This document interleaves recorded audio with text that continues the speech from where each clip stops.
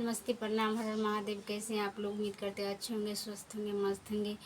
आज आप लोग के बीच में प्यारा सा विवाह गीत लेके आई हूँ। आप हमारे चैनल पर जाइए, सुनिए। अच्छा लगे तो लाइक कमेंट से जरूर कीजिएगा, और नया है तो चैनल को सब्सक्राइब कर दीजिएगा। धन्यवाद। ऊंची महलिया जी पापा, नीचे राउर दुवरिया।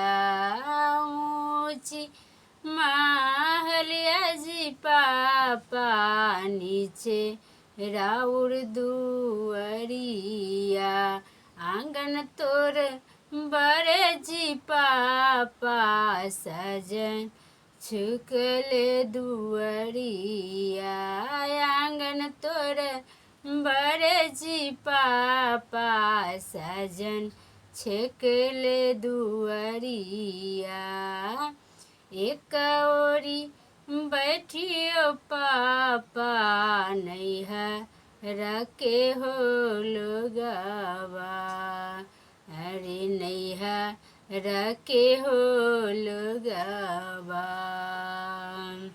दूजे उड़िया बैठी जी पापा, सजन सब हो लोगवा। दूजे उड़िया बैठी जी पापा, सजन सब हो लोगवा। बिचवा में बैठे जी पापा, आखी के रे पुतरिया। अरे आखी के रे पुतरिया।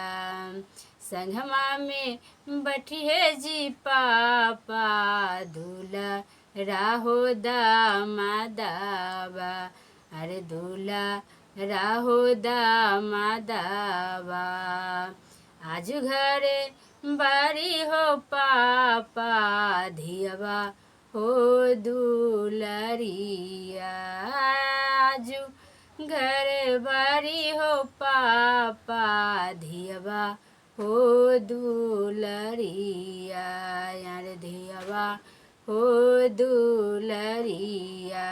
होते भी ना सर चली जाई है, दूसरा के हो दुअरिया। हो दूसरा के हो दुअरिया।